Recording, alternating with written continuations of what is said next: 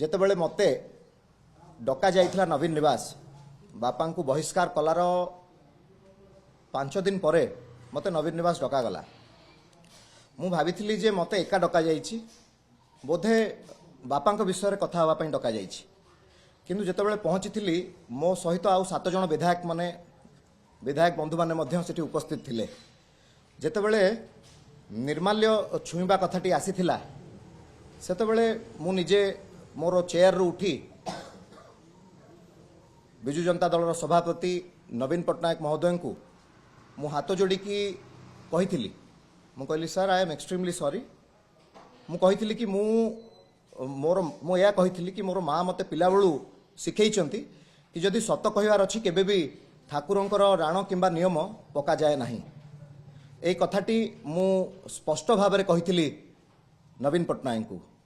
ତ ତା ସହିତ ଏହା ମଧ୍ୟ କହିଥିଲି ଯେ ଆପଣ ଯେଉଁଭଳି ଭାବରେ ବାପାଙ୍କୁ ବହିଷ୍କାର କରିଛନ୍ତି ଆଉ ଆପଣ ମୋତେ ଆଜି କହୁଛନ୍ତି କି ସନ୍ତୃପ୍ତ ମିଶ୍ରଙ୍କୁ ଭୋଟ ଦେବା ପାଇଁ କି ଦତେଶ୍ୱର ହୋତାଙ୍କୁ ଭୋଟ ଦେବା ପାଇଁ, ମୁଁ ଏ ଡିସିସନ୍ ନେଇପାରିବି ନାହିଁ। ଯେଉଁଭଳି ଭାବରେ ଆପଣ ବାପାଙ୍କୁ ବହିଷ୍କାର କରିଛନ୍ତି ବିନା କାରଣରେ, ଦୟାକରି ଆପଣ ଏ ବିଷୟରେ ବାପାଙ୍କ ସହିତ ଆଲୋଚନା କରନ୍ତୁ। ମୁଁ କେବେ ବି ବିଜୁ ଜନତା ଦଳକୁ ଭୋଟ ଦେଇପାରିବି ନାହିଁ। ମୁଁ ଏ କଥା ନବୀନ ପଟ୍ଟନାୟକଙ୍କ ସମ୍ମୁଖରେ ସ୍ପଷ୍ଟ ଭାବରେ ରଖିକି ନବୀନ ନିବାସରୁ ବାହାରିଥିଲି। ତ ମୋର ବିଶ୍ୱାସ ଥିଲା କି ମୋତେ ଯେଉଁଦିନ ବାପାଙ୍କୁ ବହିଷ୍କାର କରାଗଲା ମୋତେ ବି ବହିଷ୍କାର କରିବା କଥା ଥିଲା, କିନ୍ତୁ ସସ୍ପେଣ୍ଡ କରିଛନ୍ତି। ଏ ସସ୍ପେଣ୍ଡ କିଛି ବଡ଼ କଥା ନୁହେଁ ବୋଲି ଯାହା ମୁଁ ଭାବୁଛି।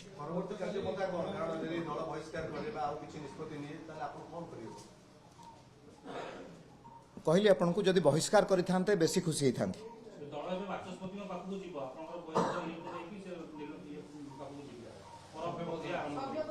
ମୁଁ ଗଣମାଧ୍ୟମରେ ଯେଉଁଦିନ ଭୋଟ ଦେଇଥିଲି ସେଦିନ ମଧ୍ୟ କହିଥିଲି ଯଦି ମୋର ପୂଜ୍ୟ ପିତାଙ୍କ ପାଇଁ ଯେଉଁ ଧର୍ମର ଲଢ଼େଇରେ ଆମେମାନେ ଅଛୁ, ଯଦି ମୋର ପୂଜ୍ୟ ପିତାଙ୍କ ପାଇଁ ଦଳ ସସ୍ପେଣ୍ଡ କରୁଛନ୍ତି, ବହିଷ୍କାର କରୁଛନ୍ତି, ଯଦି ମୋତେ ଗୁଳି ବି ମାରିବେ, ଯଦି ମୋର ମୃତ୍ୟୁବରଣ ହୁଏ, ମୁଁ ଭାବୁଛି ବୋଧେ ମୁଁ ମୋକ୍ଷ ପ୍ରାପ୍ତି ପାଇଯିବି, ମୋତେ ମୋକ୍ଷ ମିଳିଯିବ ଯଦି ମୋର ମୃତ୍ୟୁ ହୋଇଯାଏ।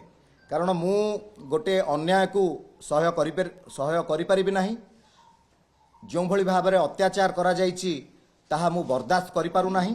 ଏବଂ ଆଜି ନୁହଁ, 3 ଦଶନ୍ଧି ଧରି ଡକ୍ଟର ପ୍ରଭାତ ବିଶ୍ୱାଳଙ୍କର ପ୍ରମୁଖ ଅବଦାନ ରହିଛି ବିଜୁ ଜନତା ଦଳ ପ୍ରତି। ଡକ୍ଟର ପ୍ରଭାତ ବିଶ୍ୱାଳ ବିଜୁ ଜନତା ଦଳ ବ୍ୟାନରରେ ଅନେକ ଗୁଡ଼ିଏ କାର୍ଯ୍ୟକ୍ରମ କରିଛନ୍ତି। ଆପଣମାନେ କୁହନ୍ତୁ ଡକ୍ଟର ପ୍ରଭାତ ବିଶ୍ୱାଳ ଆଉ କେଉଁ ବ୍ୟାନର ତଳେ ଥିଲେ କି? 2004 ମସିହାରେ ସ୍ୱାଧୀନ ଭାବରେ ଲଢ଼ିଥିଲେ। 2000 ମସିହାରେ ମଧ୍ୟ ନବୀନ ପଟ୍ଟନାୟକଙ୍କୁ ଅନୁରୋଧ କରିଥିଲେ ବିଜୁ ଜନତା ଦଳର ଟିକେଟ୍ ପାଇଁ, ତାଙ୍କୁ ଦିଆଯାଇନଥିଲା।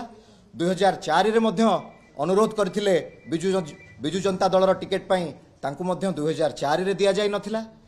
2004ରେ 48,000 ଭୋଟରେ 2000 ମସିହାରେ ପାଖାପାଖି 511 ଭୋଟରେ ପରାସ୍ତ ହୋଇଥିଲେ ଏବଂ 2004ରେ ପୁନର୍ବାର ସ୍ୱାଧୀନ ଭାବରେ କଟକ ସଦରରେ ପୁନର୍ବାର ଲଢ଼ିଥିଲେ ଏବଂ 48,000 ମାର୍ଜିନରେ ବିଜୟ ଲାଭ କରିଥିଲେ।